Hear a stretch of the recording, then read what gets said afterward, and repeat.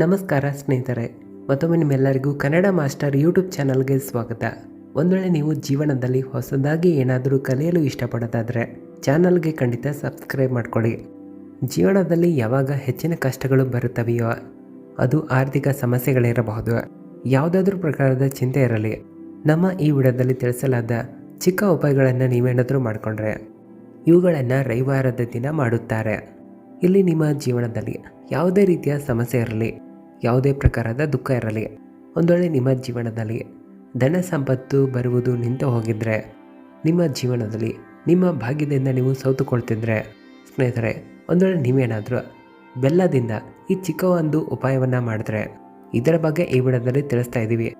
ಇದರಿಂದ ನಿಮ್ಮ ಜೀವನದಲ್ಲಿ ನಿಮ್ಮ ಕಷ್ಟ ದುಃಖಗಳು ಸಂಕಟಗಳು ದೂರ ಆಗೋದಷ್ಟೇ ಅಲ್ಲದೆ, ಈ ಉಪಾಯ ಮಾಡಿದ ನಂತರ ಸ್ವತಃ ನೀವೇ ನೋಡ್ತೀರಾ ಹೇಗೆ 4 ದಿಕ್ಕುಗಳಿಂದ ಧನ ಸಂಪತ್ತು ನಿಮ್ಮತ್ತ ಆಕರ್ಷಣೆ ಆಗುತ್ತಂತ.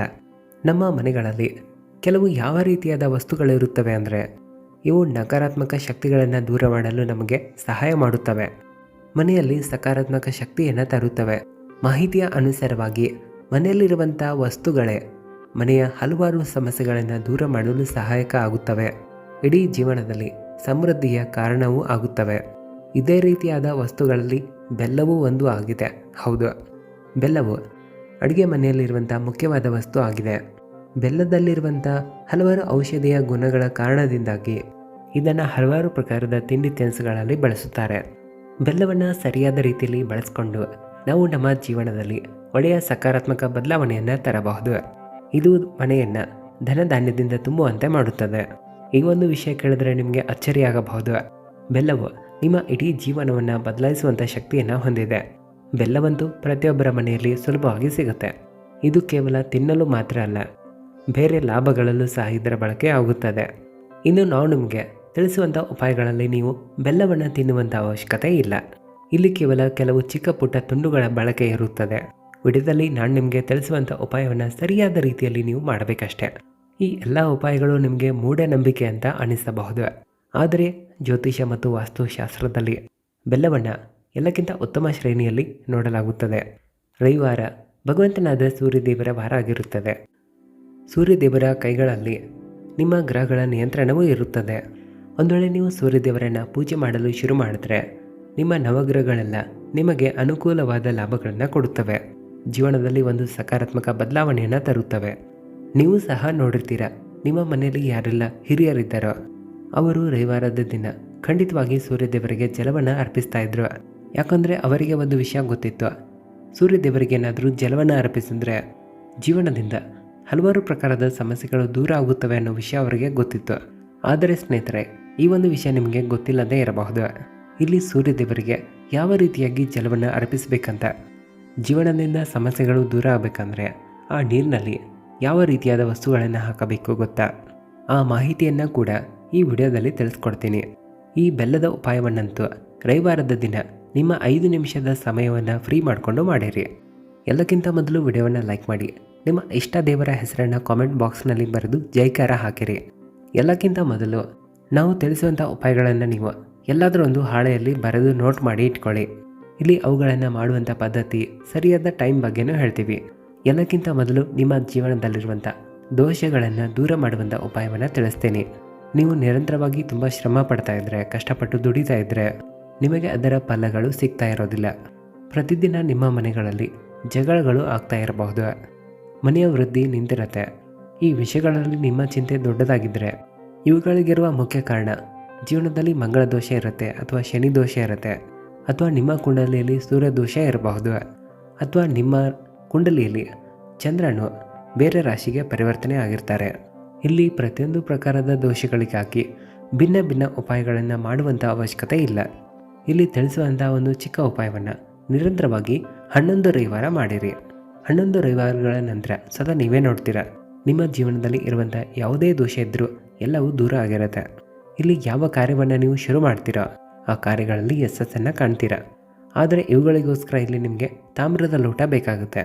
ಪ್ರತಿ ರವಿವಾರ ಸ್ನಾನ ಆದ ನಂತರ ಒಂದು ತಾಮ್ರದ ಲೋಟದಲ್ಲಿ ನೀರನ್ನು ತೆಗೆದುಕೊಳ್ಳಿ. ಅದರಲ್ಲಿ 1-2 ಹನಿ ಗಂಗಾಜಲವನ್ನು ಹಾಕಿರಿ. ಪೂಜೆಯ ಅಂಗಡಿಗಳಲ್ಲಿ ಗಂಗಾಜಲ ಸಿಗುತ್ತದೆ. ನಂತರ 21 ಅಕ್ಷತೆ ಕಾಳುಗಳನ್ನು ಹಾಕಬೇಕು. ಅಂದರೆ 21 ಅಕ್ಕಿಯ ಕಾಳುಗಳನ್ನು, ಚೆನ್ನಾಗಿರುವಂಥ ಅಕ್ಕಿ ಕಾಳುಗಳನ್ನು ಹಾಕಿರಿ. ನಂತರ ಸ್ವಲ್ಪ ಕುಂಕುಮವನ್ನು ಅದರಲ್ಲಿ ಹಾಕಬೇಕು. ನಂತರ ಒಂದು ಕೆಂಪು ಗುಲಾಬಿ ಹೂವನ್ನು ಹಾಕಿರಿ. ಜೊತೆಗೆ ಒಂದು ಚಿಕ್ಕ ಬೆಲ್ಲದ ತುಂಡನ್ನು ಅದರಲ್ಲಿ ಹಾಕಬೇಕು. ಮುಂಜಾನೆ ಸ್ನಾನ ಆದ ನಂತರ ಸಾಧ್ಯವಾದರೆ ಶುಭ್ರವಾದ ಬಟ್ಟೆಗಳನ್ನು ಹಾಕಿರಿ. ನಂತರ ನಿಮ್ಮ ಮನೆಯ ಮಾಳಿಗೆ ಮೇಲೆ ಹೋಗಿರಿ. ನಂತರ ನೀವು ತೆಗೆದುಕೊಂಡಿರುವಂಥ ಬಟ್ಟಲಲ್ಲಿರುವಂಥ ನೀರನ್ನು ಸೂರ್ಯದೇವರಿಗೆ ಅರ್ಪಿಸಬೇಕು. ಯಾವಾಗ ಈ ನೀರನ್ನು ಸೂರ್ಯದೇವರಿಗೆ ಅರ್ಪಿಸಲು ಹೋಗಿರ್ತೀರೋ ಒಂದು ಮಾತನ್ನು ಗಮನದಲ್ಲಿಟ್ಕೊಳ್ಳಿ. ಲೋಟದಲ್ಲಿ ಬೀಳುತ್ತಿರುವಂಥ ನೀರಿನ ಧಾರೆಯಲ್ಲಿ ನೀವು ಸೂರ್ಯದೇವರನ್ನು ನೋಡಬೇಕು. ಇಲ್ಲಿ ಓಂ ಸೂರ್ಯದೇವಾಯ ನಮಃ ಈ ಮಂತ್ರವನ್ನು ಜಪ ಮಾಡುತ್ತಲೇ ಇರಬೇಕು. ಇಲ್ಲಿ ನಿಧಾನಕವಾಗಿ ನೀರನ್ನು ಹಾಕಬೇಕು. ಈ ಉಪಾಯವನ್ನು 11 ರವಿವಾರ ಮಾಡಬೇಕು. ಸ್ನೇಹಿತರೆ, ಜೀವನದಲ್ಲಿ ಯಾವುದೇ ಪ್ರಕಾರದ ದೋಷ ಇದ್ದರೂ ಅವುಗಳ ಪ್ರಭಾವ ಶೂನ್ಯವಾಗುತ್ತದೆ. ಇನ್ನು ಎರಡನೇದಾಗಿ ನೌಕರಿ ಪ್ರಾಪ್ತಿಯ ಮಹಾ ಉಪಾಯ. ನೀವು ಸಹ ನೋಡ್ತಾ ಇರ್ತೀರ, ನಿಮಗಿಂತ ಕಡಿಮೆ ಟ್ಯಾಲೆಂಟ್ ಇದ್ದವರಿಗೂ ಕೂಡ ನೌಕರಿ ಸಿಕ್ಕಿರತ್ತೆ. ನೀವಂತೂ ಕುಳಿತ ಸ್ಥಾನದಲ್ಲೇ ಇದ್ದಿರ್ತೀರ. ನೀವು ಎಷ್ಟೇ ಕಷ್ಟಪಟ್ಟರೂ ನೌಕರಿ ಸಿಗ್ತಾ ಇರೋದಿಲ್ಲ, ಜಾಬ್ ಸಿಗ್ತಾ ಇರೋದಿಲ್ಲ. ಈ ವಿಷಯದ ಮೇಲೆ ನೀವು ತುಂಬ ಚಿಂತೆ ಮಾಡ್ತಾ ಇದ್ರೆ ಇಲ್ಲಿ ನೀವು ಚಿಂತೆ ಮಾಡುವ ಅವಶ್ಯಕತೆ ಇಲ್ಲ. ಇಲ್ಲಿ ರವಿವಾರ ಮುಂಜಾನೆ ಸ್ನಾನದಿಗಳನ್ನು ಮಾಡಿದ ನಂತರ ಸ್ವಚ್ಛವಾದ ಬಟ್ಟೆಗಳನ್ನು ಧರಿಸ್ಕೊಳ್ಳಿ. ಇಲ್ಲಿ ಬೇಕಾದರೆ ಮೊದಲಿಗೆ ಸಾಧಾರಣವಾದ ನೀರನ್ನು ಕೂಡ ಸೂರ್ಯದೇವರಿಗೆ ಅರ್ಪಿಸಬಹುದು, ಅಥವಾ ಮೊದಲನೆಯ ಉಪಾಯದಲ್ಲಿ ತಿಳಿಸಿದ ಹಾಗೆ ಆ ರೀತಿಯಾಗಿಯೂ ಜಲವನ್ನು ಅರ್ಪಿಸಬಹುದು. ಭಗವಂತನಾದ ಸೂರ್ಯದೇವರಿಗೆ ಜಲವನ್ನು ಅರ್ಪಿಸಿದ ನಂತರ ಇಲ್ಲಿ 100 ಗ್ರಾಂ ಅಥವಾ 500 ಗ್ರಾಂ ನಿಮ್ಮ ಸಾಮರ್ಥ್ಯ ಇದ್ದಷ್ಟು ಬೆಲ್ಲವನ್ನು ತೆಗೆದುಕೊಳ್ಳಿ. ಯಾವುದಾದ್ರೂ ದೇವಸ್ಥಾನದಲ್ಲಿ ಹೋಗಿ ಅದನ್ನು ದಾನದ ರೂಪದಲ್ಲಿ ಕೊಡಬೇಕು. ಈ ಉಪಾಯದ ನಂತರ ನಿಮ್ಮ ನೌಕರಿ ಅಥವಾ ಜಾಬ್ನಲ್ಲಿ ಬಂದಿರುವಂಥ ಅಡಚಣೆಗಳು ದೂರ ಆಗುತ್ತವೆ. ಸೂರ್ಯದೇವರ ಆಶೀರ್ವಾದದಿಂದ ನಿಮ್ಮ ಮನಸ್ಸಿಚ್ಛೆಯ ಜಾಬ್ ನಿಮಗೆ ಸಿಗುತ್ತೆ. ಈ ಉಪಾಯವನ್ನು ಸಹ ನೀವು ನಿರಂತರವಾಗಿ 11 ರವಿವಾರ ಮಾಡಬೇಕು. ಇನ್ನು ಮೂರನೇ ಉಪಾಯ ಹಲವಾರು ಪ್ರಕಾರದ ವಿಘ್ನಗಳನ್ನು ದೂರ ಮಾಡುವಂಥ ಉಪಾಯ ಆಗಿದೆ. ಉದಾಹರಣೆಗಾಗಿ ನೀವು ಯಾವುದಾದ್ರೂ ಕೆಲಸ ಕಾರ್ಯಗಳನ್ನು ಮಾಡ್ತಾ ಇರ್ತೀರ, ಪದೇ ಪದೇ ಅಡಚಣೆಗಳು ನಿಮ್ಮನ್ನು ಅಡ್ಡಿ ಮಾಡ್ತಾ ಇರುತ್ತವೆ. ಯಾವುದಾದ್ರೂ ದೊಡ್ಡ ಕಾರ್ಯಗಳನ್ನು ಮಾಡಲು ಹೋದಾಗ ಆ ಅಡಚಣೆಗಳು ಇದ್ದಾಗ ಆ ಕಾರ್ಯಗಳು ಪೂರ್ಣಗೊಳ್ಳುತ್ತಿರುವುದಿಲ್ಲ. ಇಂಥ ಸ್ಥಿತಿಯಲ್ಲಿ ನೀವು ಏನು ಮಾಡಬೇಕು ಗೊತ್ತಾ? ಇಲ್ಲಿ ಯಾವುದೇ ದಿನ ಇರಲಿ, ರವಿವಾರ, ಸೋಮವಾರ, ಶುಕ್ರವಾರ, ಮನೆಯಿಂದ ಆಚೆ ಹೋಗುವ ಮುನ್ನ ಸ್ವಲ್ಪ ನೀರು ಮತ್ತು ಬೆಲ್ಲದ ತುಂಡನ್ನು ತೆಗೆದುಕೊಳ್ಳಿ. ಒಂದು ವೇಳೆ ಮಧುಮೇಹಿಗಳಾಗಿದ್ದರೆ ಒಂದು ಕೆಂಪು ಬಣ್ಣದ ಚಿಕ್ಕ ಬಟ್ಟೆಯಲ್ಲಿ ಬೆಲ್ಲದ ಚಿಕ್ಕ ತುಂಡನ್ನು ಹಾಕಿ ತಮ್ಮ ಎಡಗಡೆ ಜೇಬಿನಲ್ಲಿ ಇಟ್ಕೊಳ್ಬೇಕು. ನಂತರ ನೀವು ನಿಮ್ಮ ಕಾರ್ಯಕ್ಕೆ ಹೋಗಿರಿ. ಜೇಬಿನಲ್ಲಿ ಇಟ್ಟುಕೊಳ್ಳಲು ಅನುಕೂಲ ಆಗಲಿಲ್ಲ ಅಂದರೆ ನಿಮ್ಮ ಬ್ಯಾಗ್ನಲ್ಲಿ ಇಟ್ಕೊಂಡು ಹೋಗಬಹುದು. ಇಲ್ಲಿ ಕೇವಲ ನಿಮ್ಮ ಬಳಿ ಸ್ವಲ್ಪ ಬೆಲ್ಲದ ತುಂಡನ್ನು ಮಾತ್ರ ಇಟ್ಕೊಳ್ಬೇಕು. ಮಾಹಿತಿಯ ಅನುಸಾರವಾಗಿ ಬೆಲ್ಲವನ್ನು ಹತ್ತಿರದಲ್ಲಿ ಇಟ್ಕೊಳ್ಳೋದ್ರಿಂದ ನಿಮ್ಮ ಮೇಲೆ ಬರುವಂತಹ ಅಡಚಣೆಗಳು, ದೋಷಗಳಿದ್ದರೂ ದೂರ ಆಗುತ್ತವೆ. ನೀವು ನಿಮ್ಮ ಕಾರ್ಯಗಳಲ್ಲಿ ಯಶಸ್ಸನ್ನು ಕಾಣ್ತೀರಾ. ಒಂದು ವೇಳೆ ದುರ್ಭಾಗ್ಯ ಏನಾದರೂ ನಿಮ್ಮನ್ನು ಬೆನ್ನಟ್ಟಿದ್ರೆ ಇಲ್ಲಿ 5 ರವಿವಾರ ಮಾಡುವಂಥ ಒಂದು ಚಿಕ್ಕ ಉಪಾಯವನ್ನು ಹೇಳ್ತೀನಿ ಕೇಳಿ. ಇಲ್ಲಿ ನಿಮ್ಮ ದುರ್ಭಾಗ್ಯ ಸೌಭಾಗ್ಯವಾಗಿ ಬದಲಾಗುತ್ತದೆ. ಇದು ಒಂದು ಮಹಾ ಉಪಾಯವೇ ಆಗಿದೆ. ನಿಮ್ಮ ಮನೆಯಲ್ಲಿರುವಂಥ ಹಿರಿಯರಿಗೂ ಕೂಡ ಈ ಉಪಾಯದ ಬಗ್ಗೆ ಗೊತ್ತಿರುತ್ತೆ. ಇಲ್ಲಿ ಗೋಮಾತೆಯಲ್ಲಿ 33 ಕೋಟಿ ದೇವಣ ದೇವತೆಗಳ ವಾಸ ಇರುತ್ತದೆ. ಒಂದು ವೇಳೆ ನಿಮ್ಮ ಮನೆಯಲ್ಲಿ ಏನಾದರೂ ನೀವು ನಿರಂತರವಾಗಿ 5 ರವಿವಾರ 11 ರೊಟ್ಟಿಗಳನ್ನು ಮಾಡಿ ಅವುಗಳಲ್ಲಿ ಸ್ವಲ್ಪ ಬೆಲ್ಲದ ತುಂಡುಗಳನ್ನಿಟ್ಟು ಹಸುವಿಗೆ ನೀವೇನಾದರೂ ತಿನ್ನಿಸಿದ್ರೆ, ಮನೆಯಲ್ಲಿ ಆಕಳು ಇಲ್ಲ ಅಂದರೆ ಆಚೆಯಲ್ಲಿ ಇರುವಂಥ ಹಸು ಆಕಳುಗಳಿಗೆ ನೀವು ರೊಟ್ಟಿಯನ್ನು ತಿನ್ನಿಸಬಹುದು. ಈ ಚಿಕ್ಕ ಉಪಾಯದಿಂದ ನಿಮ್ಮ ದುರ್ಭಾಗ್ಯ ಸೌಭಾಗ್ಯವಾಗಿ ಖಂಡಿತವಾಗಿ ಬದಲಾಗುತ್ತದೆ. ಈಗ ಮತ್ತೊಂದು ಉಪಾಯವನ್ನು ತಿಳಿಸ್ತೀನಿ.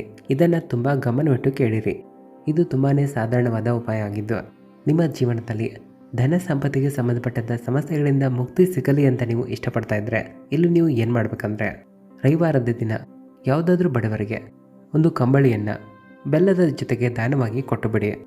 ಅಥವಾ ಇಲ್ಲಿ ಬಟ್ಟೆಯನ್ನು ದಾನವಾಗಿ ಕೊಡಬಹುದು, ಆದರೆ ಕೊಡುವಾಗ ಬೆಲ್ಲದ ಜೊತೆಗೆ ಕೊಡಬೇಕು. ಅಥವಾ ದೇವಸ್ಥಾನ ಆಚೆ ಇರುವಂಥ ಭಿಕ್ಷುಕರಿಗೂ ಈ ರೀತಿ ದಾನ ನೀಡಬಹುದು. ಇದರಿಂದ ಸೂರ್ಯದೇವರ ಅಪಾರ ಕೃಪೆ ನಿಮಗೆ ಸಿಗುತ್ತದೆ. ಒಂದು ವೇಳೆ ಜೀವನದಲ್ಲಿ ವ್ಯರ್ಥವಾಗಿ ಹಣ ಖರ್ಚಾಗ್ತಾ ಇದ್ದರೆ ಅಂಥ ಖರ್ಚುಗಳು ಸಹ ಇಲ್ಲಿ ಪೂರ್ತಿಯಾಗಿ ನಿಂತು ಹೋಗುತ್ತವೆ. ಜೀವನದಲ್ಲಿರುವಂಥ ಕಷ್ಟಗಳು, ಸಂಕಟಗಳು, ಚಿಂತೆಗಳೆಲ್ಲ ದೂರ ಆಗುತ್ತವೆ.